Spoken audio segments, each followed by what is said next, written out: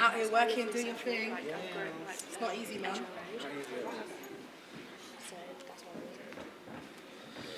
It's quite bright, isn't it? The lights are bright. Well bright. So bright.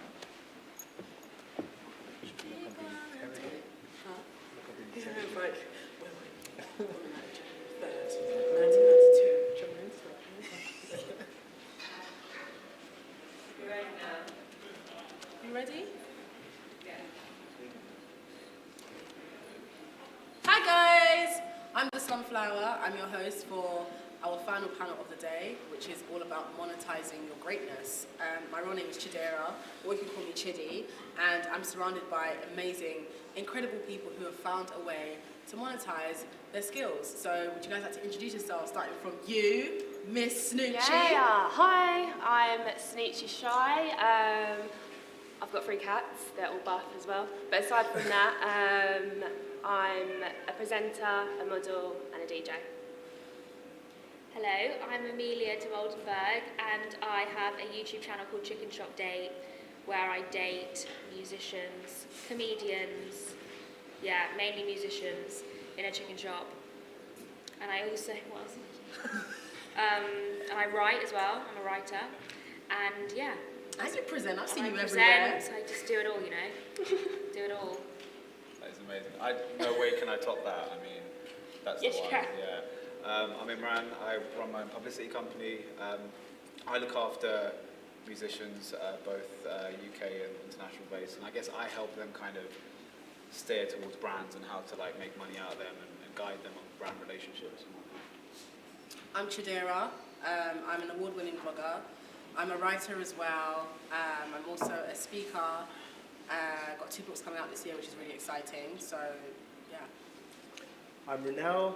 I'm a songwriter, a music producer, composer, musician, and just involved in music in every way possible. We do have another panelist called Ade who is en route and will join us at some point during the panel, so that space exists for a reason. But yeah, I think the first question I have for you guys is, do you make money from your passion?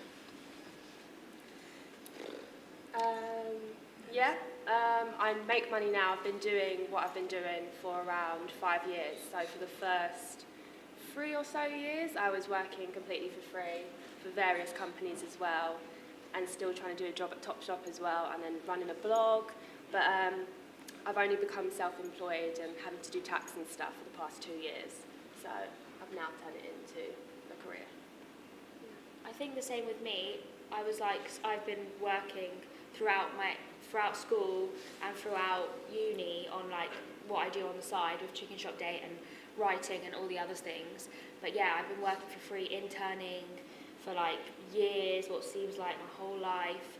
So I've just only started making money now, mainly from brands. Like a lot of the jobs that I still do, I do for like not that much money at all, and the money jobs I get are when they're connected with a brand. So like for example, I was at the Black Panther premiere, and I was doing a job for Clark's Shoes, and they paid me really well to do interviews on the red carpet, whereas I'd done a previous interview before at the MOBO Awards, and like the money was like, they're so different. So it's like when you're working with brands, I found that you actually can like support yourself. Definitely. I mean, going off what you're saying about brands, a lot of my clients have like strong brand affiliations, and that's certainly where they're able to make a lot of money. I think it's a really important avenue to explore, because if you're a musician and you're signed to a recording deal, you're only going to get a certain amount of income from that, but the main income is pretty much brand based. You obviously pick your right brand and go in at the right deal, and then obviously that kind of reflects what money you'll get moving forward, and then you can get into territories like UK only, US, and Europe and whatnot. I started blogging as far back as 2013, but I only started making money from what I do in 2017.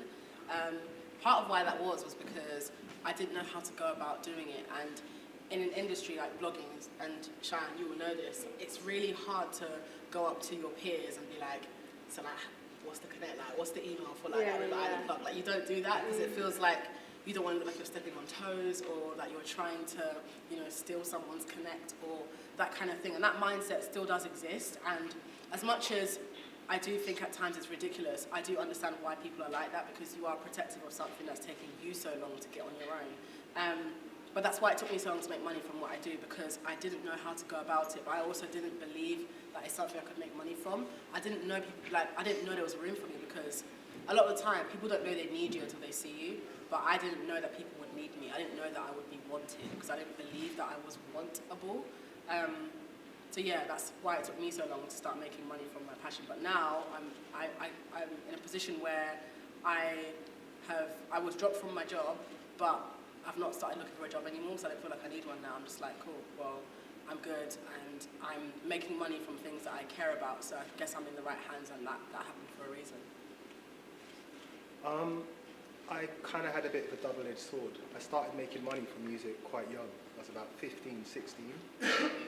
So as far as I was concerned, I'm like, I'm doing music, I'm making money, that's great.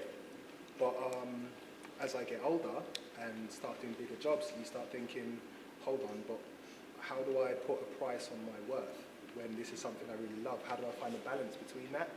So I found that sometimes it was hard to say no to certain things because I had to look for bigger yeses, but then sometimes I would still say yes to things that may be less because I can see a possible opportunity line. So that struggle between finance and potential future finance was quite difficult to kind of get my head around at that age. But yeah, I guess got there. Speaking about working with other people, and a lot of us on this panel have done stuff with brands. I recently had a brand called VO5 reach out to me, and they sent me down to NME Awards yesterday. I saw you there. But the thing is, on this journey we're on as creative people who are finding success, people often only see like the successful part. They don't see the fact that this time 3 years ago, the same person that you send an email to now will probably not even open your email at that time, and like you get aired so much air. Like the past 3 years for me is just air. Like I was aired, and it's really interesting, like because where you are now isn't where you were. Where did you start? Like you haven't always been popping like this, obviously. Like there must have been a time when you were like, I don't know what to do. Yeah, I mean, I just interned like everyone else here. Like literally got my foot in the door, worked really hard. Like for me, like when I even used to go to magazines and stuff, I used to get ignored because I didn't have the right level of clients. But I think you just have to be persistent, right? Mm-hmm. Just have to keep going because eventually they have to get back to you. And I think it's important to be driven and never give up. Like it sounds so cliche, but it's so true because that person will always respond to you and get back to you because they see that drive and commitment as well. Yeah, you're a publicist. Now, for those in the room who don't know what exactly a publicist does, what does a publicist do? You're essentially like promoting talent. So I could be promoting you as a radio DJ, you as a YouTuber, I represent artists, but yeah, essentially you're promoting a level of talent to media. So it's both print, both national and regional, it's online, it's digital, it's kind of everything. So if you were going to an award and doing a red carpet, I would go with you. And I'd assist you on the red carpet and make sure you exposed to the right media. If a story was about to come out about you and we had to kill it, that would be my job. And if you're about, so that's so it's a publicist that gets that story off the scoop. Yeah, we do a lot. The scoop, yeah. So that's kind of what we do. But yeah, it's a very broad kind of role. So it's a lot of that. Then obviously we handle like creative, we handle branding, and it's very broad. Amelia, Chicken Shop Date. Yes. When you first started Chicken Shop Date, obviously you didn't have the response that you've got now, which is like people are like paying attention and like they're. It's really, really funny. I actually like it, and I think it's really sick. I actually like it. No, but what I mean is, like compared to the fact that the concept itself is something that some people might not understand immediately. Yeah, exactly. Because it's a certain type of humour. Yeah. And how did you, when you first started it, how did you manage to get to the point it's at now where you've maintained the kind of humour that you have? Because I'm sure people didn't always get it at the beginning. So that's like the main sort of like hurdle I've found, as well as like obviously getting the kind of talent that I want. It's also like trying to get people to understand what I'm trying to do, and the humour and the sarcasm and the dryness is like alternative, and that's why I think it also does really well, is because it's different, but that means it's also hard to get people to understand what you're doing. So it started off like Chicken Shop Day started off live as a column in a youth-run magazine. There was like a group of us, like 20 of us. We worked out of this community centre near where I live in West London, and we would make this magazine, and we'd write about whatever we wanted, and that's when I started doing Chicken Shop Day as a column in a magazine. So I'd do the interview, record it, write it up, my friend would take photos, and then 4 years ago, I decided that they'd be way better filmed because they were just so awkward and funny that they should be video evidence of what has taken place. So now I've been doing the videos on YouTube for 4 years, and only now really is it getting really popular, and that's through, again, consistency. Like the amount of people I've emailed, the amount of people I've actually gone to gigs and like tried to hustle trying to get dates, like literally everything, like tweeting constantly, trying to get people on the show. Like I still run like all of the like marketing of it, so like pushing it out the day before, doing the trailers, like doing all of the clips, So everything. you mean there's no team? That's all you doing that? Yeah, it's What? me. And I'm like in the process of trying to get a team at the moment. I have an editor who works with me, and we do that together. He edits them. But yeah, so I think it's just being consistent and making the episodes. And also, yeah, how have I kept them? Did you say how have I kept them like the humour? Yeah, like because I think Chicken Shop Day has always been how it is because it's always been you doing it. But Because I think that's because, like, as YouTube is such an amazing platform for you as a creator to put out your own content, I have creative control of everything. No one is in my ear saying, you shouldn't be doing this, you should be doing this, we should be getting this artist on, because it's completely me and what I want to do. That's why I think it's stayed the same and been authentic to what I like and what I want, what I think my audience will like. I think if I was to be working with a channel, like if I was to do it with BBC Three or something like that, then obviously they'd have their people who would be saying, I think we should like change it in some way. So that's why YouTube's so amazing, is because it allows people to put whatever they want within reason online. yeah, what about you, Cheyenne? What's it been like since when you started and now? Because I remember, because Cheyenne's got a show on Radar as well, Breakfast. Yeah. Your show was the first show I've actually ever been on radio before. But I remember even at the time when you were doing it, you were still so like driven and going for it.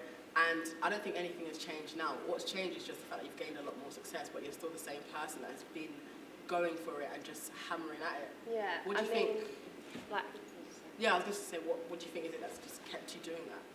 definitely like having drive, like you guys have been saying, and having a passion for what I do. Like I absolutely love talking to people and like finding out about their actual personality instead of asking the same standard questions. Like I just love to see fun sides to people. I think starting out, obviously as I was saying, working for free was quite hard, but because I enjoyed it anyway, it was fun. So it wasn't really a thing was, oh, I'm working for free, when am I going to get paid? I wasn't really thinking like that. So then I felt like the 3 years kind of flew by when I was working for free. It wasn't till I started getting paid and then I would lose jobs. So I remember I started at Vivo and I was doing like, I started at Vivo and then they let me go. And I was there for 8 months and I remember I just felt like, I was crying to my mum and I was like, this is over. Like, it's so sad. Like getting fired can actually really upset you. But I think at the same time, my mum's always instilled in me that you have to keep going and you honestly have to be so passionate about what it is that you're doing and want it. And I know some people do videos and like, you've got to want it more than you can breathe and stuff like that. You honestly do. Like it has to be a part of you and that's the only way that you're going to continue. And I think sometimes, like you were saying about seeing the successful side of things, like even still at this moment, I can get down about things, and I spoke to you about this the other day.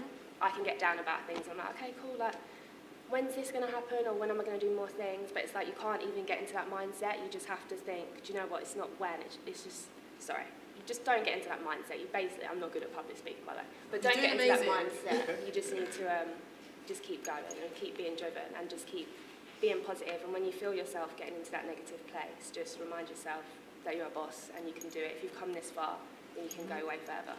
So, yeah. I think one thing I do to keep me going, because I think we're in a very similar space, similar industry, what I've done, this is so weird, but I've got a box, right? And each time I go to an event and there's like a wristband with like the branding on it, or a lanyard with the branding on it. I keep it in that box. When I receive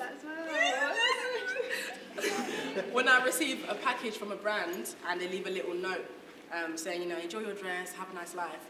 I put that in the box as well. Little things that remind me of the times when I first started my journey, because sometimes when I find myself doubting myself, I open the box and I look at the things that I've done from like 2014, I'm like, bro, you've come this far doing what you've been doing the whole time.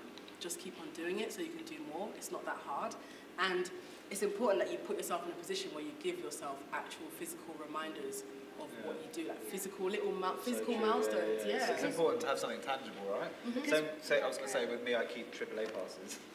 Still to this day, just to remember I was at that gig and I saw that artist. And go on, you going to say? Because I feel like we all, and like people should have confidence within themselves. It's just more about like letting people know that you're amazing, because you know that you're amazing, but it's like you need to prove, like people don't know yet, and you keep having to like go on these journeys of like more people understand like how talented you are, and finally everyone will know, but like you have to like build that up and like keep knocking down doors and telling people, look, I'm doing this, and it's absolutely and it's amazing. So as someone that makes music, right, there was obviously a time when you were aired, like you received bare air. How do you mentally bounce back from being ignored but knowing that you're worth being listened to? How do you find the balance in between that happening? I think for me personally, it was something my mum used to say to me, and she used to say, remember why you started.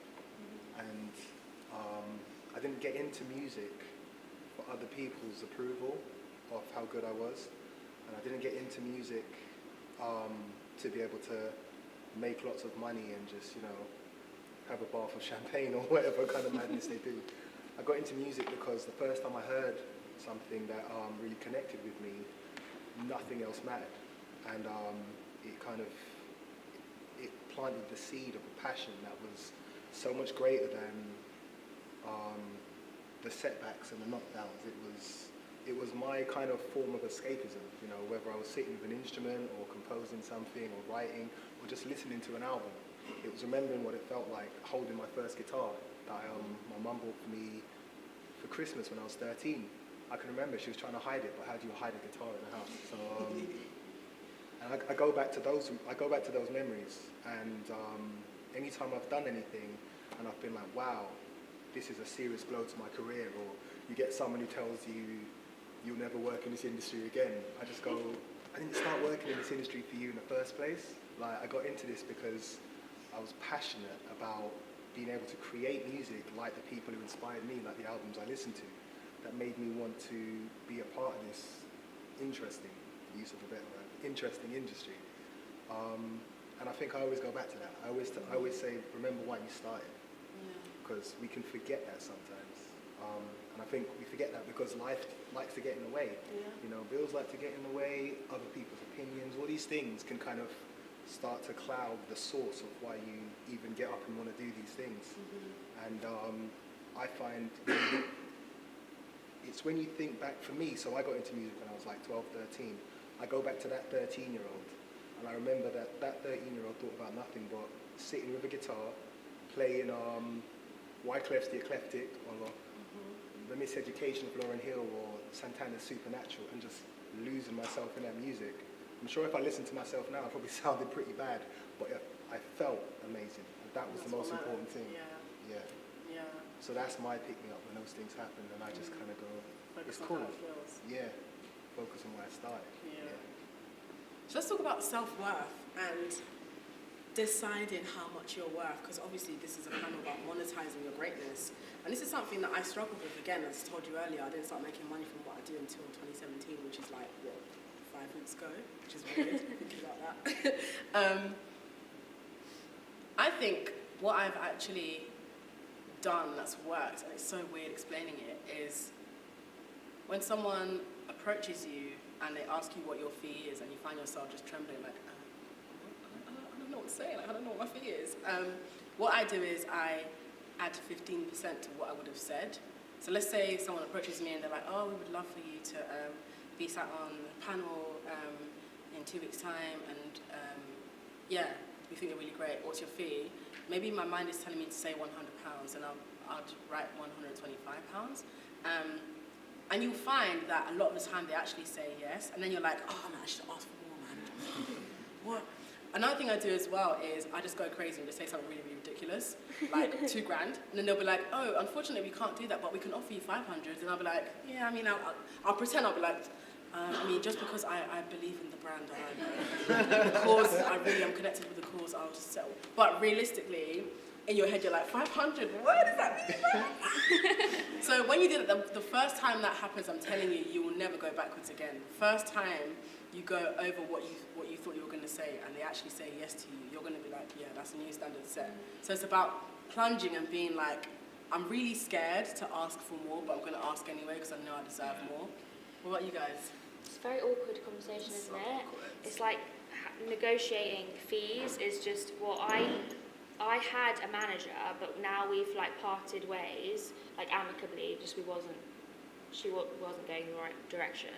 And now I'm like, don't have anyone representing me, but I'm looking for management. I don't know if you guys, I'm pretty sure do you have a management? I don't have a manager, I've got a literary agent, but really? even that is nothing to do with what I do. Yeah, so you definitely could get one, but they take a percentage of your fee. So the ones that I'm speaking to now will take 15% of my earnings, but they negotiate everything on your behalf, so you don't have to have those like awkward conversations, and they can be really like, give me more money, like when I'm just like, can't. So like I'm really like, I think I do want to get management for that reason. But yeah, I mean. But in the meantime, you're doing your own negotiation. Yeah, I'm so like the other day I was like, let me just like discuss with my team and get back to you. Oh, I like that one. And then I was like, just looked in the mirror and was like, what do you want to do? That's really funny. But that's really good. That's a good line. Though, yeah, exactly. And then it kind of makes them. Well, I feel like I negotiated. No, they accidentally told me a price for like the fee on the phone, and then in the email they said a lower price, and I was like, well. And then I went back to them. I was like, on the phone you actually said this. So then I thought that I got them up, but actually I hadn't because. But yeah, you never know. What about asking other people? Do you ever ask other people what they get paid for stuff? It's kind of awkward as well. It's really awkward. It is a bit Yeah, because you could just ask your mate, be like, who's doing a similar job, like, yeah, but then It's but it's still gonna be awkward. like, Yeah. I think it's really important to always price yourself high, because the worst anyone can do is knock you down. Like, you have to just go in and also say things like, I've used that so many times, I'll speak to my team. Yeah. I'm going to start using that. You have to, yeah. Or make yeah. another one that works as well. Another one that works as well. That, I learned that from Hussein actually.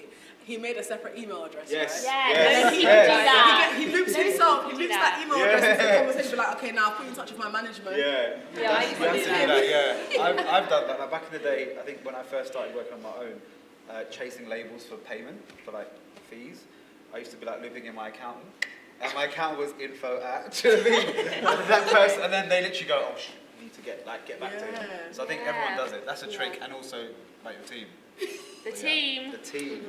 Me, myself, What about and you, I. Cheyenne? Yeah, I mean, I used to have a fake email address as well, and I was like, yeah, this is my manager, and it was a picture of my mum's face, and I was like, yeah, I was my manager. Like, she did some stuff, like, now and again. Kris Jenner. Yeah, basically. But now I've got, like, I have a modelling agent, so I don't have a presenting agent, but at the moment he's looking after most of the things that I am doing.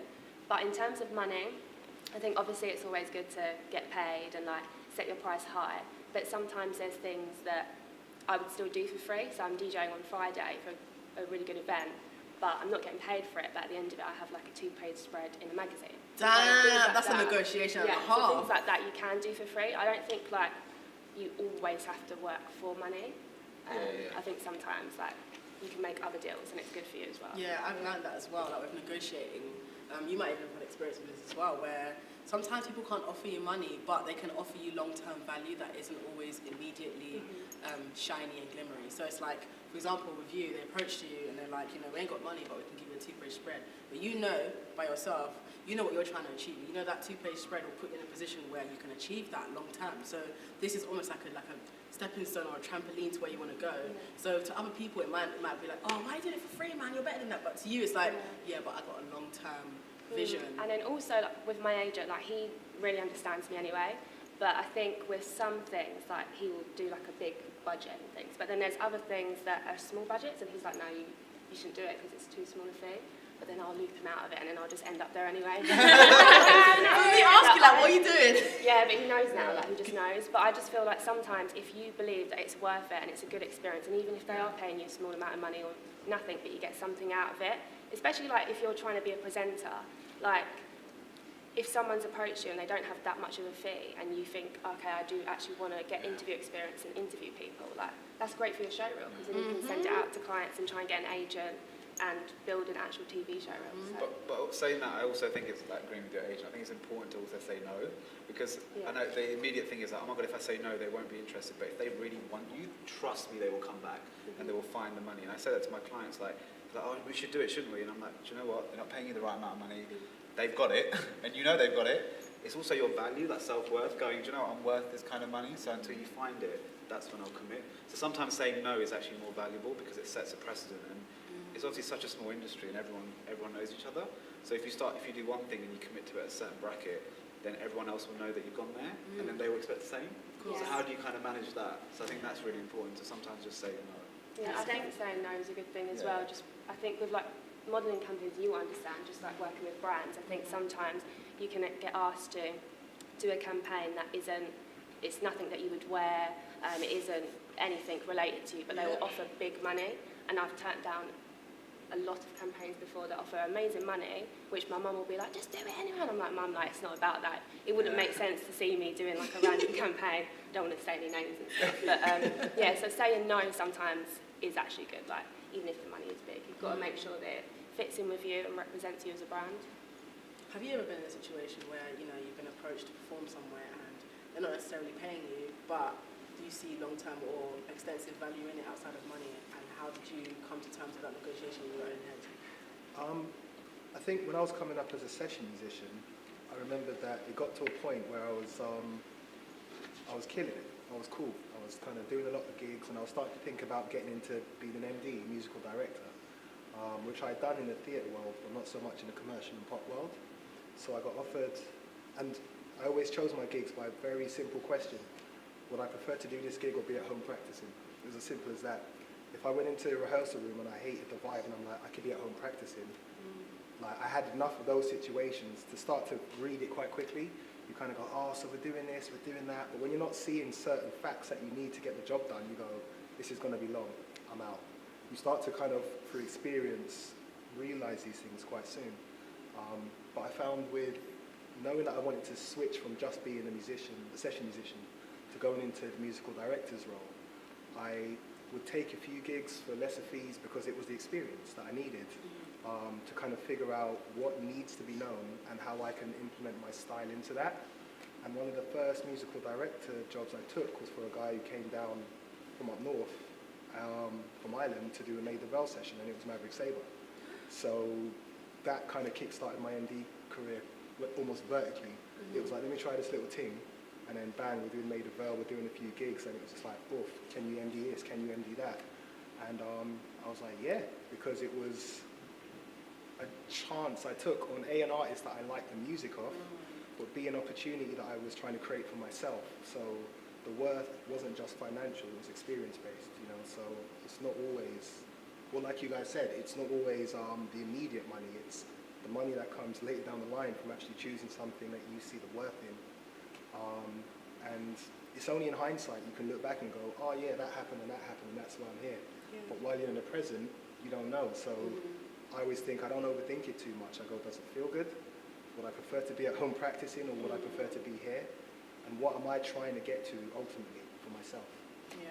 So, yeah. Yeah, so much to think about. I think it's even harder finding that balance between following your dreams and paying your bills. The thing about your bills is that your bills don't care that you've got a 6 month away invoice like waiting to be paid. Like, your bills don't care about that.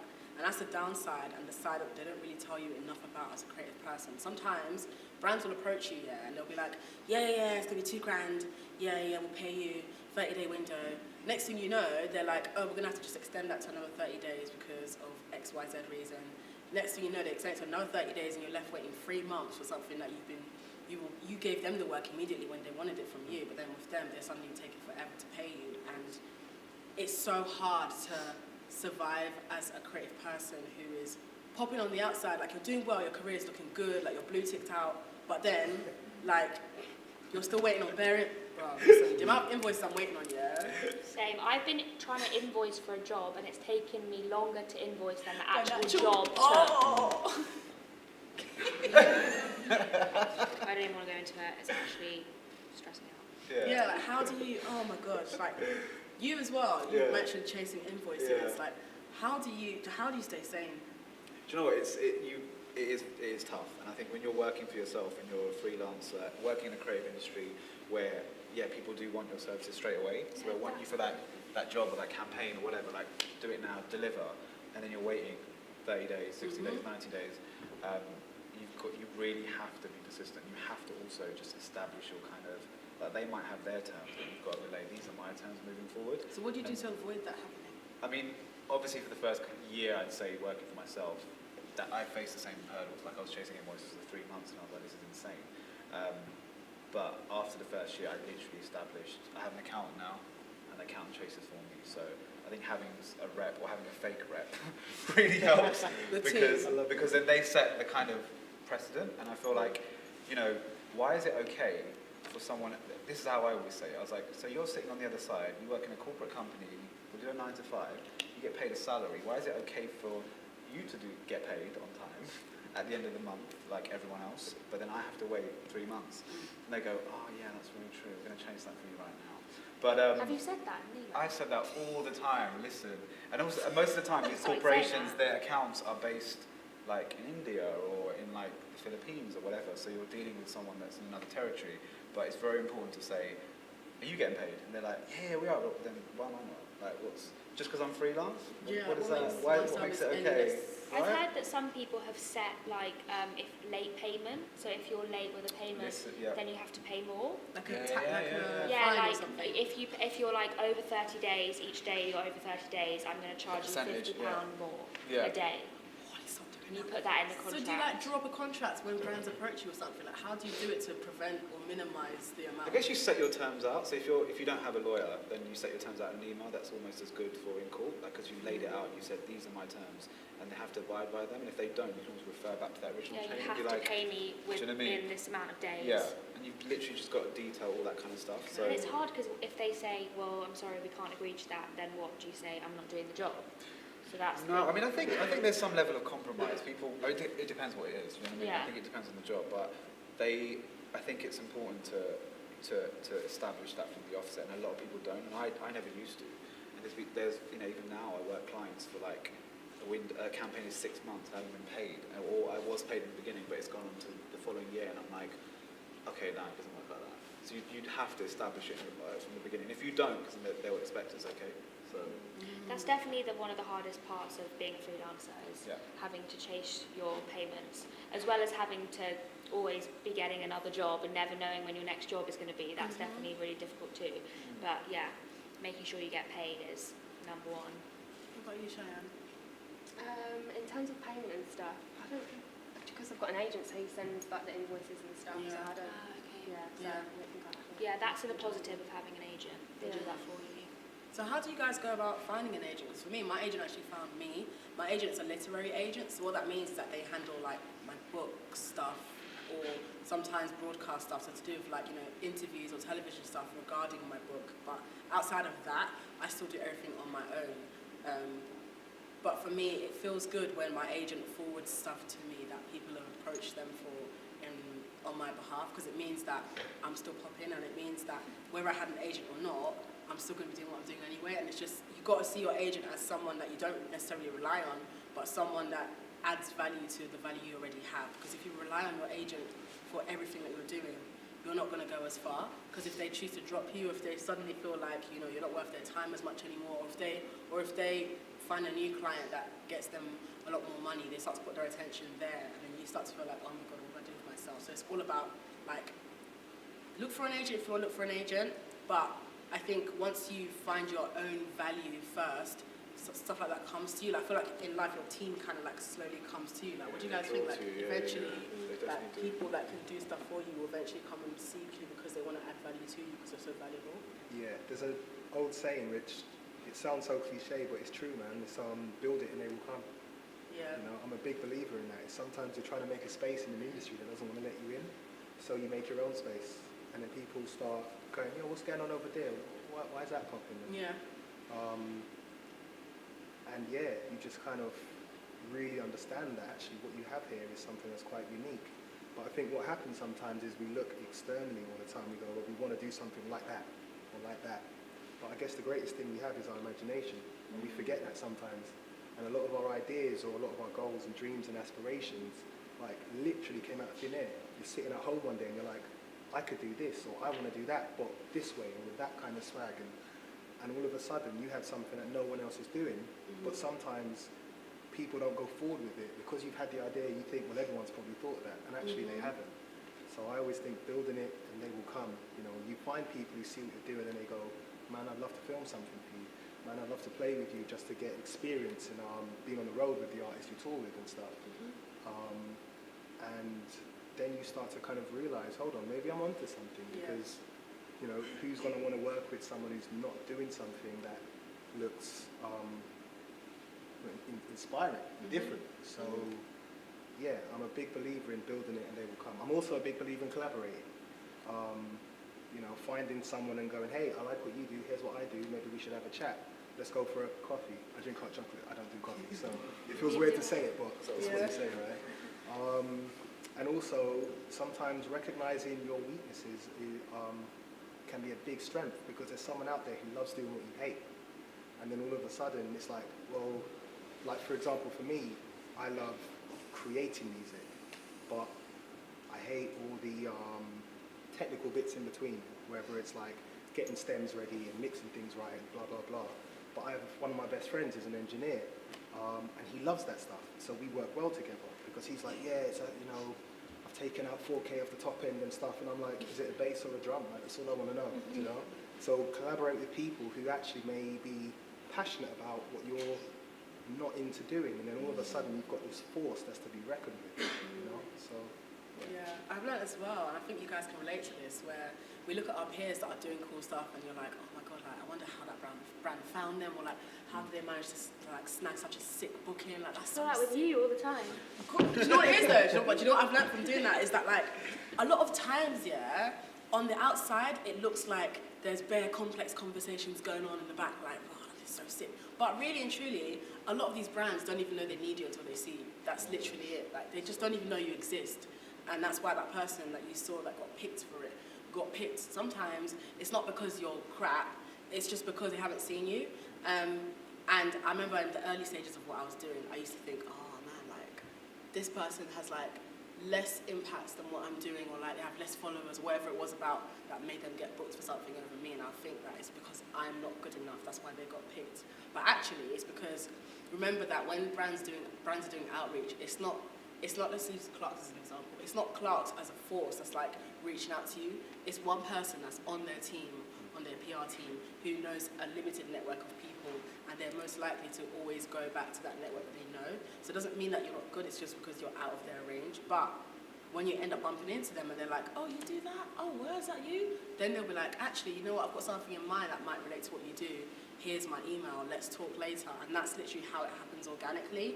How much of it do you think it's about having like a thing for people to understand what you do? Because I feel like sometimes for me, people might not know like what box to put me in, or like what kind of thing you are, and maybe you guys feel that too at some point in your career, and then you sort of have to like shape a thing or like a brand around you, which makes it easier for people to think when they're thinking of someone to do a job. They'll be like, oh, I'm going to get Slumflower to do that, or well, I'm going to get Shy to do that, because they represent this thing. Do you find that? Do you know what? I do find that, but I think you're one of the people that's good at being multifaceted, because me, I'm multifaceted as hell. But I used to think it was a bad thing, because I used to think, oh my god, I've got to find one thing to focus on. But now I'm like, I'm multifaceted, and each of those facets are sick. Like, so I'm a blogger, but I'm a sick blogger. But then I'm also a writer, but I'm a sick writer, because I've got 2 books coming out this year, so I must be doing something, right? But then I'm also really good at like communicating a message and letting that message just do what it needs to do. So I recently made a hashtag called Psycho Abuse Matter, and it's just been like, it's just taken over a certain space of the internet, and I didn't have to do too much. I just believed in what I was saying, and I knew that you don't have to like it, you don't even have to understand, you don't even have to agree, but it matters, and that's what matters. I think it's you believing that it matters, and then brands like it when they come across people that believe in themselves. They're like, this person's got a bit of a sting to them. I like the way that people respond to that person.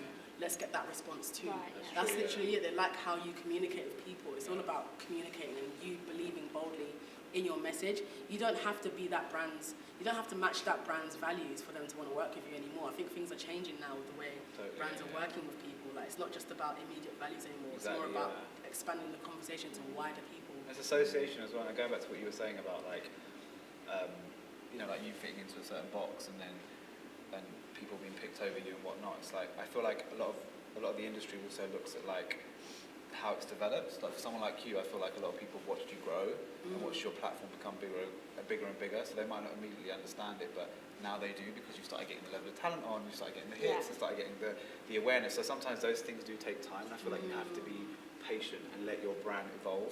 Like in the beginning, I didn't understand what you did. Like it just didn't make sense to me. However, I get it now and I understand because through everything, and that's why obviously you hit me up a lot and we've had conversations and whatnot. I've been hitting him up for Like, time. It Can wasn't. I get so and so? Can I get so But it and so? wasn't. Can I I get think so in the and so? beginning because I didn't see where it would fit in terms of Give me like, J House. yeah, all of the kind of platforms.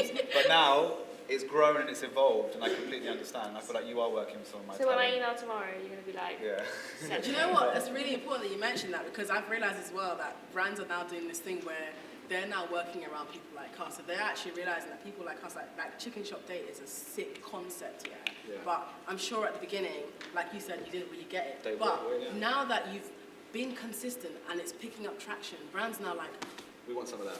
what's that? What's going on over there? I don't know what it is, but I want a hand in that. and that's, you can, like, that's with anything. Like anything, when you start off, you can like, I think it's all about being consistent. Yeah, totally. And not going, oh God, it didn't work, or I didn't get that job, or I didn't get that artist. Yeah. I'm going to give up. But you haven't. You've gone and gone, do you know what? I've always believed that it's a sick idea. I know for a fact that it's a great format. So I've never had doubts of that about that. It's just been a matter of time of like getting the audience bigger and bigger to a point where I'm thinking, right now I'm in a position where everyone knows how good it is, because I already know it's good. Yeah. Cheyenne, you've been at Radar for how many years now? 2. 2 years. I remember when you were at Radar, like you just, like I said earlier, you just had this burning passion. You were just going for it, like waking up early, doing your show. Like I've always been like, bro, I respect you so much for that, you know, because 9 a.m. till this day, I still struggle with 9 a.m. Common 9 a.m. I'm like, yo, I'm a morning 9 a.m. person. can we move to 12? I feel like I've got more energy in the morning, and then when it gets to night, like I'm DJing tonight, so my energy will be like, Yeah. But in the morning, I'm like, yeah, that's how I wake up. Like, it's just so weird. I've always been like that. It's perfect for the I need you morning as show then. well. Yeah, but then now, fast forward, you have a show on One Extra. Yeah. When you were at Radar, the first time you were at Radar, did you think that you'd actually be in a position now where you're in One Extra? Like, you've got a whole show. When I joined Radar, my aim was to get on the BBC, so I always wanted to. I put it into the universe. Secured the bag, you know. I'm quite a person of like, you've got to put it into the universe. What you put out will come to you. So that was my thing. I wanted to have a show on BBC and stuff. I didn't know when it was going to come. I just knew that I wanted to do it. But it's been really interesting. Like, I absolutely love doing it. Has it lived up to your expectations of like what you expected it to be like? Yeah, like I walked past Trevor Nelson the other day, like, I just saw like a shiny head and I was like, oh my God, it's Trevor. And then I was just like, hi. And he was just, I was like, you all right? He goes, yeah. And I was like, Trevor Nelson said hello. He said, yeah. But yeah, it's quite bizarre. It's just like walking through and just like seeing people that you're really inspired by as well. Like, it's amazing. Craig David was there the other day, right? And all I heard behind me was, and I was like, that is Craig. And I looked around and there it was. Craig was there, mate, just singing. I was just like, oh my God, really buttoned. Used to love him back in the How day. does it work? Like, do you still, because you were saying that you are like, all of your Radar shows like completely you with the ideas of like when each guest comes in, what you're going to do with them. With One Extra, do they give you that same, like, allow you to do those kind of things as well? Yeah, so at Radar, obviously I've got a producer and we both come up with ideas together and stuff, but I think at One Extra, they've completely let me be myself. Really? Yeah, so I still get to do weird games on One Extra as well. Sick. Might take a little bit longer, like getting permission and stuff, just because it's the BBC, but I can still be myself. I can play the music that I want to play. There's no swear words, so That's been the hardest thing, not swearing. So I haven't actually gone live yet. Because I'm going Radar live is next no month. filter at all, yeah. Radar's like, fuck. But BBC is just not that. Isn't their tagline tune in or fuck off? Yeah. That's Radar's tagline. But yeah, it's been really cool. But that's what you said about putting it out in the universe. I think it's so important. Like saying that that's my goal, and then you're going to get it. Do you know what I mean? If you work to it, and I feel like that's definitely everyone should be doing that, right? You If you're have like, to. I'm going to get Jay Huss, it's going to happen. Yeah. Do you know what I mean? Yeah, he said at the end Got a actually. photo on my wall. Put it out in the Under my universe. pillow. Yeah, I've done the same as well. Right? I've done, literally, there's like actual tweets that I'm going to go back and find of evidence of where I've done it, where I've been like, so I recently, Dazed asked me to have a relationship advice column for them, which is sick. Sorry. I think, thank you. And the thing is, this time, maybe 2 years ago, I remember tweeting, oh my God, guys, wouldn't it be so cool if I had a relationship column on some like big publication? And everyone was like, yeah, you should totally do it. But then I left it at that because I didn't know how to navigate it. Like, I didn't know how to, like, how do you go up to Dazed and be like, hi Dazed, like, can I have a column? Like, I don't know anyone at Dazed. I don't know how this stuff works, but they actually approached me. But why that was important is because we have this issue. No, I don't think it's an issue. I think it's, we aren't really doing the whole speak it into existence thing, right? Like, we're half doing it where we're like, we're speaking it, but then we're not actually acting towards it as well. So it's like, you can speak whatever you want. You can speak that you want to own a like Lamborghini in 5 years' time, but if you're not, you know, doing the early morning stuff, waking up and like putting yourself in a mindset where you're sacrificing stuff and like you're, you know, saying no to going partying and, you know, instead spending that time creating spreadsheets of, you know, because I've basically done this thing where I've made a spreadsheet of all of the press features I've had, and that takes forever and it's really annoying and tedious, but it's been so helpful because it puts you in a position where you can create a really cool email signature, and what you do in the signature is that you put like the recent links to publications that have featured you with a quote of what they've said about you. And this is basically a trick that I use, it's like my secret, it's a trick that I use, yeah. So at the bottom of my email, any email I send, it's got like, so Elle Magazine, Millennial Mastermind, and Time Out Magazine, like, you know, London's top this, that, like the top ones. I've got 4 of them. And then what happens is when I send someone an email asking them for something like, hey, like I'd like to pitch an idea. Forget about the idea. When they see the footer, they get gassed because they're like, oh wait, what did Elle Magazine say about you again? Like they get really excited about that. So it's all about like the packaging and the fluffy stuff. So that's what I mean by like not just speaking it into existence, but actually also like working it into existence, like actually doing the work. Because when you combine the two, when you're working but still believing that you're going to get that thing, like Snoochie, you was like Radar 2 years, next thing you know, BBC One Extra, but you already had that goal from time. But you were like, you know what, I'm going to be here for now. I enjoy being here, but I know where I want to be. So it's like enjoying it, but also knowing that I don't want to be here for that long. But at the same time, I'm still going to enjoy while I'm here because I know that I'm here to learn.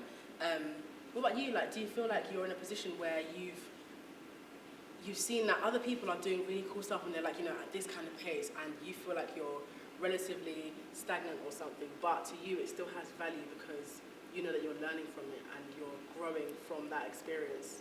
Yeah, I think I always say to myself, there are no failures. There's only success and lessons, you know. So when you're not moving in at the level you want to be moving at, and you're still trying to have that tenacity and that self-belief, I think that's actually one of the greatest lessons you can ever have. Is it's like, so I do a lot of martial arts as well. So I follow like Conor McGregor and a few people, and Conor McGregor had this interview when they were asking him, like, did you ever think you'd get this? And he's like, yeah, of course I did. But what people don't understand is it's easy to say you're the best when you're on top. It's hard to believe that when you're not. And that's where it starts. He would be like, you know, when I'm getting knocked out in dirty rings and stuff and having to get back into the gym the next day and train, I'm still believing I'm the best. And that is where that real belief comes from, where you actually don't just mutter a couple words and think like Harry Potter things are going to start magically happening. You've got to actually believe that stuff in your soul. So for myself, it was always a thing of, you know, do I want to do this? You know, with all the knockbacks, with all the people doing in my head better than me, it's like, do I want to do this? And if I do I want to actually achieve the reality of being a successful musician, or do I just like the idea of it? Because sometimes we get caught up in that thing. It looks good, it sounds good, but what's the reality of it? When you see the grimmer side to it, do you still have that passion the same way you did when it was just this kind of pretty dream from a distance? So I ask myself a lot of questions, and they always stem from like a why, like some sort of self-reflective thing.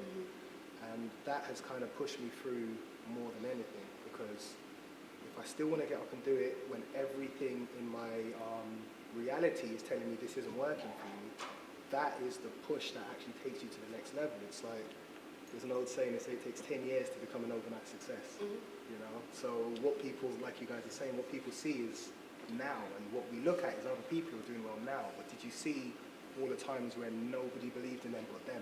And they genuinely were going, but I know I can make this happen, even though I can't see it right now. And I think that was always it, self-reflection and just looking at really cultivating my own personal truth. Because that's what really matters, my own personal truth. Is I believe I'm good enough to get to the level that I envision. And yeah, I guess by thought, you know, put that out in the universe, you bring that thing to you. But by action, you receive it. So it's by, you know, still doing, even when you can't see it happening. Because that thing is there, you've thought about it, so it's coming, but you need to get up and actually go towards it as well, meet it halfway. And I think in a nutshell, that's how you kind of put yourself on your own journey. Being such a reflective person, if you could go back to the person you were when you first started out, what would you tell that person?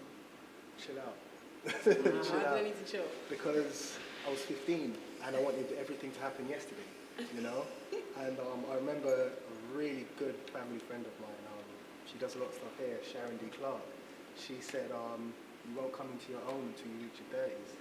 She says, you will do a lot of things and you will, you know what I'm saying, you will, but really knowing yourself and really going, oh, okay, this is where I'm at.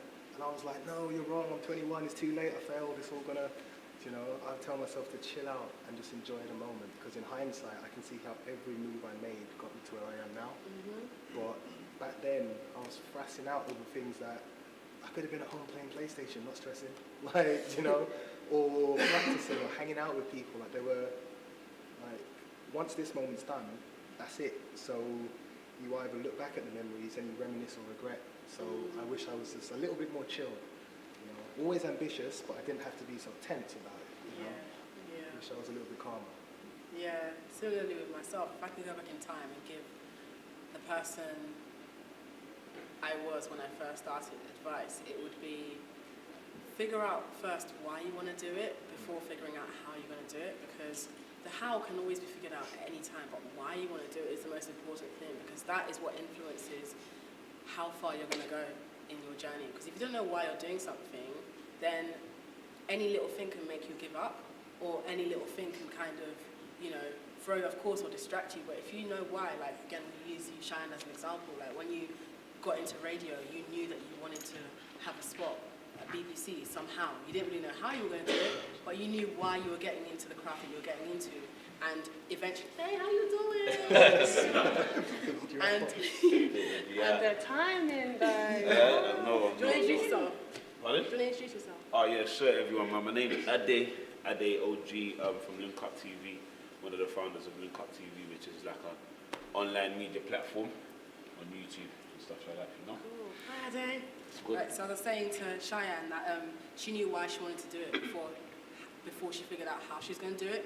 In any craft that you're doing, that's still relevant and that's still applicable, because we, as young people, or just as human beings in general, we get so distracted by the logistics of things and like telling ourselves we can't do it because we don't know how to do it, that you end up not even starting. Like, imagine if I was like, oh no, I don't know how I'm gonna like approach someone like dazed to like have a spot on a column or something. I'm never gonna write. There's no point. I'm not even a writer. I can't do this. But I was like, you know what? Let me just do it because I enjoy doing it, and also I want to, you know, generate a larger conversation with women and encourage people to be more introspective.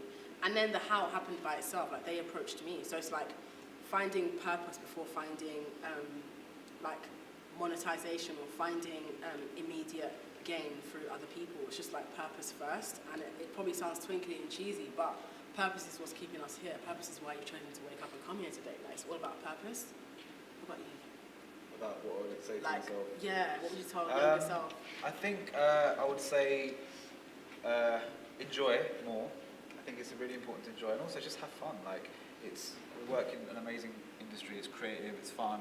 you're not curing cancer, like relax, chill out, just have fun and enjoy it. And that's what I always say to myself, like, what you might think is so dramatic and so like, oh my God, if it doesn't happen, I'm just like, relax, chill out. There's bigger things happening in the world, people are dying. Yeah. But you work in such an amazing industry and you're not finding time to enjoy it, right? Yeah. You have to enjoy it. And I think that's the most important thing. Like, I think that... Don't forget to have fun. Exactly, yeah. And I say that to myself every day, so it's, you have to, right? Yeah, everything you just said. Hit the nail on the head. Literally. Spoke your words. I even feel like when you say like what would you say to your like past self? I even feel like I would just say it to like me like in 2017, like because I was so stressed and I wasn't enjoying myself. I was like sad and I was like, why am I feeling so sad? There's no reason for me to be feeling like this way because I'm so young. I just finished uni and like I'm doing loads of cool things. But then now I've realised to take more time to enjoy myself and enjoy what I'm doing. Everything you've said, there's no reason for you to carry like the weight of the world on your shoulders when we're so lucky. I think it feels like that because especially when you work for yourself, like you lean so heavily. Do you know what I mean? It's you. You have to make it work. So then you're also extra hard on yourself. And like everything is your face out there like all the time. And if it doesn't work, you're like, damn. Like for me, just having the pressure of like delivering for my clients. Like in the beginning, I used to be like, oh my God, I got a no from that magazine or a no for that cover or it didn't work out. Or like I was in New York a couple of weeks ago and did a big cover shoot and it was just a horrible train wreck. And I came back and I was like, oh my God, it was my fault. It really wasn't. Actually, at the end of the day, nothing serious happened, no one died. It's great, it came out, it happened, so you just got to learn to enjoy it. Yeah. What about yourself? I think for me it would be that no doesn't always mean that it's no forever. Like one of my inspirations is Davina McCall, and one of my favourite lines from her that I've literally watched the same clip, it's like a 30-second clip, over and over and over again. And she said that when she first started presenting at 25, she got 37 letters of rejection from brands that she had asked to present for. And then she got an MTV job, and then since then, all of those 37 people have now come back to her and since employed her. So a no doesn't necessarily mean it's no forever, it just means that you're not right for now. So just to keep that. So oh, I love that. So, yeah. Ade, what would you tell younger you who's just I'm starting still out? young. Yeah, but you were younger at some point. Yeah, like 100% you have to enjoy it, but I feel on that note as well, it's also about carrying on going.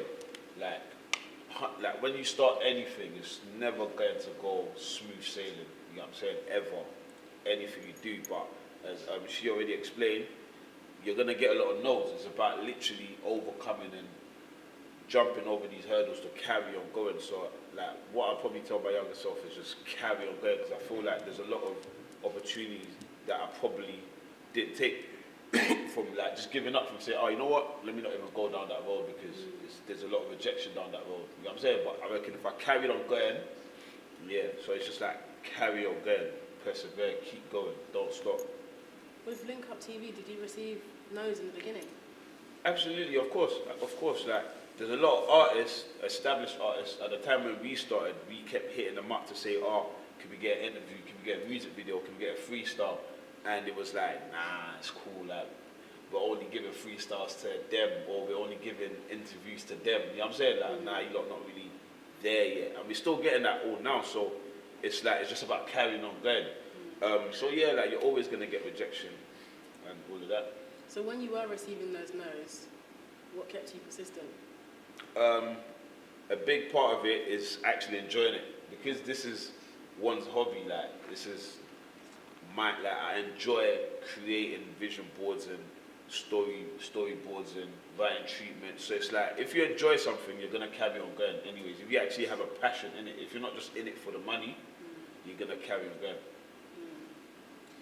In regards to like, you know, choosing what to believe in, especially because you're working with loads of musicians, like how do you decide what works for Link Up TV and what you feel is as appropriate for Link Up TV? Like, how do you decide what to say yes and no to? Boy, that is difficult, because we've definitely had bad judgment in the past and saying yes to certain things and got a backlash from it. You know, an example would be there was a time we uploaded a freestyle from Dappy. It was a very controversial freestyle, he was talking so much rubbish on the freestyle about random stuff but then he also said the N-word in the freestyle. like we thought us, it's a hard freestyle. Do you get it? Like it's hard. You get me? Like it's hard hitting. It's getting hard with the bars. But then we didn't really think that the Twitter world are gonna, backlash. We didn't really, see the implications Can't of say the N-word. exactly. But and me personally, I didn't really deep it too much. You know what I'm saying? But it's just like, it's difficult. It's difficult to kind of pick content sometimes into which goes right, which goes Well, what left. did you learn from that? Just to review things a lot better. Really, I feel. You know what I'm saying? And then also we've had situations where we like certain things we said no to. Like for example, I'll give you a great example. J Huss's first ever freestyle, like ever. J Huss, his first ever freestyle video of J Huss was a link up, and it was a freestyle of him, He came and he done it 3 times because he first done it once and it was like, nah, that's dead, like this is shit. You guys didn't like it? Yeah, it was like, nah man, this is rubbish, we can't even put this up. You know what I'm saying? Then he's come again and he was like, bro, like, you're slightly wasting our time, like, we're gonna start charging you, like, this is mad. And then we've actually charged him to do it a 3rd time, and he done it the 3rd time and we charged him, and the freestyle blew up, like, it blew up out of control. But it was actually the same freestyle. He just maybe twerked it up a little bit, and you know what I'm saying, the delivery or whatever, do you understand? So it's like, I don't know, it's like, I might believe something's great, you might not, do you understand? You don't really know. With the music as well, how it's going, it's like last year I was listening to a lot of, I don't know, this year's a bit more drill. I don't know, it's a bit difficult. Yeah, I'm hearing drill is doing a lot this music's year. always expanding and going in left and right directions, and who knows, next year might be listening to Funky House might make a return. You never know. So I'm ready for that. You never know, it's difficult, it's so difficult to just decide.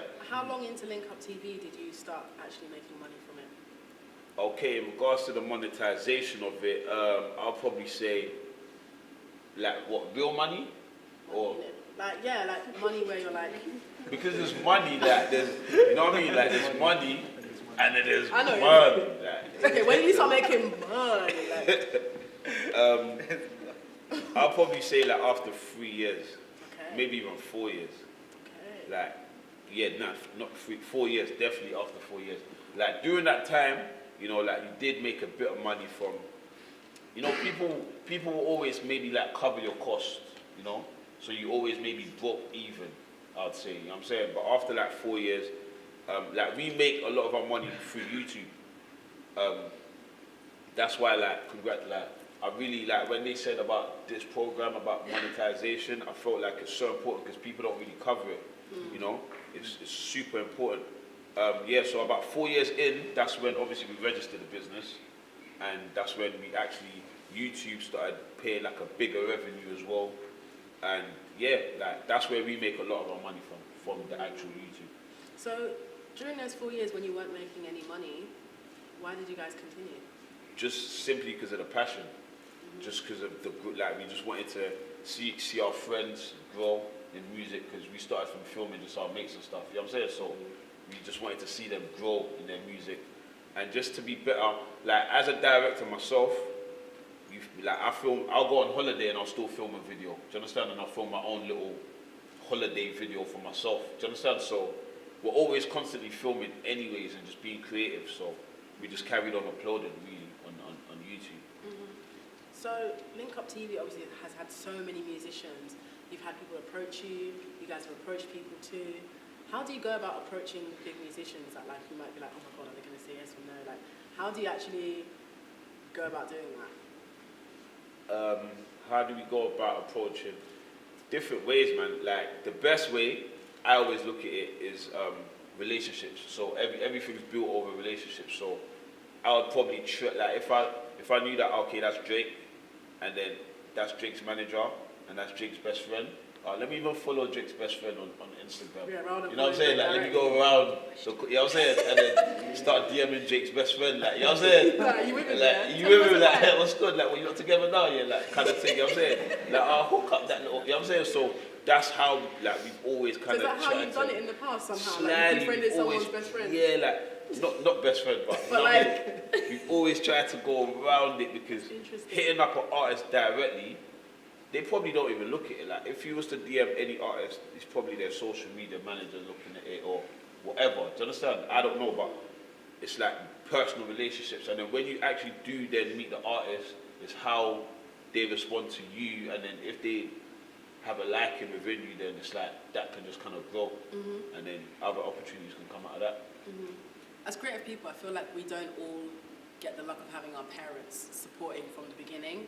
I see a lot of videos flying around of like Will Smith and his kids. I'm like, oh my God, like it must be so nice to have parents that actually, you know, understand that part of a child's development is letting them explore their own identity by themselves. As a creative person, it requires you to, you know, really spend time with yourself and explore your identity, and sometimes your parents don't really get it.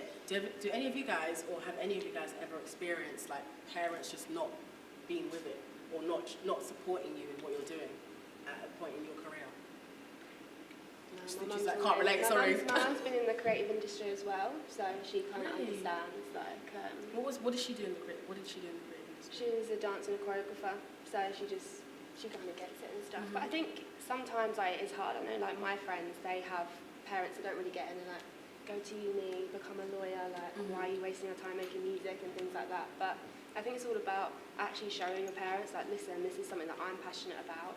Thank you for raising me, but I'm grown up now. I'm gonna do my own thing. Yeah. So it's just having like an actual adult conversation. with Yeah, your because with parents. me, I've literally up until like last week actually, I was facing bare friction from my mum. Like she was like, you need to like stop doing so much and like stop telling the world what's wrong with you. I'm like, first of all, there's nothing wrong with me. Like, first of all, like having saggy boobs doesn't mean something's wrong with me, because I'm really open about saggy boobs. I'm really open about a condition I have, protraction alopecia. My mum was like, stop talking about stuff like that. You don't want people to know your weaknesses. I'm like, I don't see it as a weakness. So it's like really hard to have that intergenerational conversation sometimes when your parents don't see the long-term value of what you're trying to do. But I had to literally be like to my mum, look, I love you very much, and I know you love me too. I know you want the best for me. I definitely do want the best for me too, but I think both our ideas of best is what is clashing. And the only way to find a common ground is to love your parents, let them love you, but also not allow them to override your inside voice, because they don't realize that they're still going to benefit from what you're doing in the long run, but even though they're not supporting it right now. And that's the most frustrating thing, knowing that, like, Mum, I'm trying to buy you a Ferrari, but if you just like to kindly let me get on with it, I will do that for you as soon as possible. But if you're telling me to stop coming home late, or like, you know, telling me that I need to relax and chill out, you're not helping, because basically sometimes I get home late. Mum thinks I'm out here like, you know, like with boys and stuff. I'm like, Mum, first of all, I don't even like men. Second of all, like, she doesn't understand that, like, I'm out here, if I'm leaving my house, Mum, I'm out here because I'm trying to build relationships that will put me in a position where I can do things that will give you an easier life.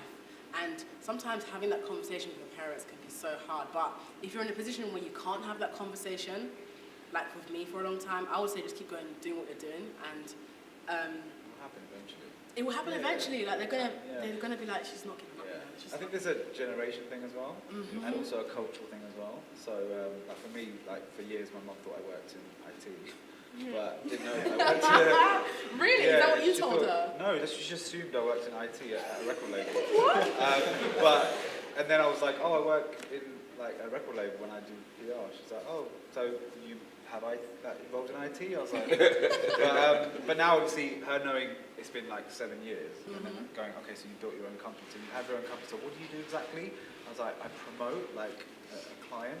Like she couldn't care that I do like Migos or J. Yeah, Mum doesn't care either. It's so annoying. Like, here's my magazine cover. She'd be like, what do you need to eat? Like, do you know what I mean? It's not. So I think it's definitely a generation culture thing. But if you're persistent, you keep going. I think also just give them time. Do you know what I mean? I think it's really important to just let them also embrace it in their own time, because they obviously want the best for you. And my mum still wants me to like work in like a normal 9 to 5, but it's but they come around eventually. I totally agree. And I also feel like as well, don't wait for your parents to praise you, because sometimes for some of us it might not happen. And what I mean by that is like, you know, like how you show your mum a magazine cover and she was like, is it, do you want to eat? Like, if you were someone that didn't believe in yourself, you'd be like, oh my God, like you didn't even rate a magazine cover, like this means a lot to me. It's like, they don't get it. They're not going to get it for a while. So you have to focus on why this matters to you and why it makes you feel happy and why it's giving you more drive to go for what you're doing. Because I think as children, the most important people in our lives, it's our parents. And even now as adults, like, you still want your parents' validation. That's where our search for validation comes from. When your parents don't give it to you, you take it so personally, but more time you just don't get what you're doing. Like, my mom doesn't even rate me hot. She does not rate me. Like, I'll get stopped in the street or something, and she'll be like, can you hurry up please, I'm trying to go somewhere. I'm like, Mom, I've got a blue tick, you know. She's like, when I got a blue tick on Instagram, she was like, I don't know what that is. But if you're happy, I'm happy for you. And I'm like, okay, Mom. But it's like, for you, your milestones aren't going to look like your parents' milestones, basically. So, like, they probably want to start buying houses and stuff, but they're not understanding that we live in London, first of all. That's not happening anytime soon. Like, in this economy, I'm trying to, like, what?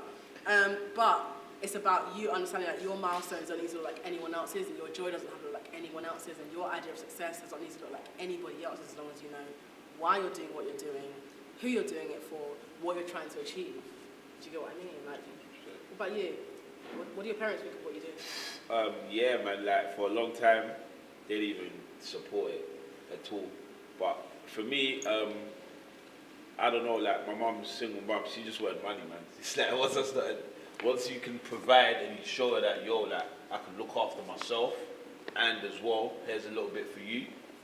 That's just my experience, you know what I'm saying? She was alright after. Now it's like, yo, like, what, video shoot, can I come, like, you know what I'm saying? Oh, that's so cute. So, it's, yeah, man, I feel like once you can actually show them that I'm good, and I'm making money from what I'm doing, and it's not illegal, they're alright.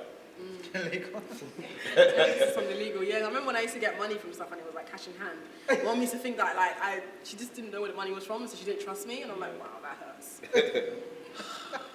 But yeah, like I think for parents, that the generation of parents that have raised us, I think their idea of success is actually seeing money, and you're either a household name or you're making lots of money. Anything like being verified or having bare retweets, they don't know what that is, they don't care for that at all. Like, as long as it's not improving your life in the real world, they're not really trying to hear it. And I think that actually does make you think, wow, I should work harder, because if I'm not relevant and if I'm not actually surviving in the real world, then I'm actually not working as hard as I should, because these platforms that we work on, like Instagram, Twitter, those things are eventually going to shut down one day, and we still have to manage to maintain that value offline. Like, for example, you've created, you're working on Link Up, and that's something that, whether Instagram existed or not, Link Up is still there. Like, if YouTube were to shut down, Link Up can still find a way to dominate space on another platform. Yeah, on another platform. Next, she needs to go. So, Sorry. question. Has anyone got any questions?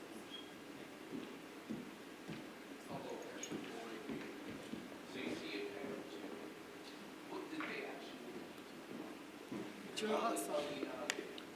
What was the question? Wait, can you speak louder, please, and repeat your question? What did your parents want you to do when you were younger? Because I want to be an actor or a journalist, but then my mum wants me to be a lawyer, and I kind of I don't a lot of people in that, but it's not what I want to do. I just want to ask what your parents want you to do instead of what you're doing right now. My mum's always wanted me to do what I want to do. She's never, she's been quite okay with it. Yeah. Same as mine. Same with you? Yeah? My mum wanted me to be an engineer when I was like in year 6 for like a week, but then vetoed that. Yeah. My mum currently wants me to be married, and I'm like, first of all, like, people that are married aren't necessarily happier than people that are single, Mum. Like, you don't need to do that. And then that just falls into the whole idea of, us being sold romantic love and us being told that you're not happy if you're on your ones. So I try not to blame her, because remember that our parents think in a certain way because they've been taught to think that way and they've been taught to have certain values. So yeah, I just try not to attach anything to that. So it's like, sorry to disappoint, but I'm not getting married. I'm trying to get my career partner, Mum. There was something that you said just a minute ago, which pretty much hits the nail on the head, is it's their idea of success. And you've got to remember that their idea of success comes from their way of living. So we value success in different ways that they cannot understand until they see something they recognize, like money or a house, etc. So I was fortunate that my mum was always like encouraging with my career, and she didn't want me, she didn't care what I did, she just said finish what you start.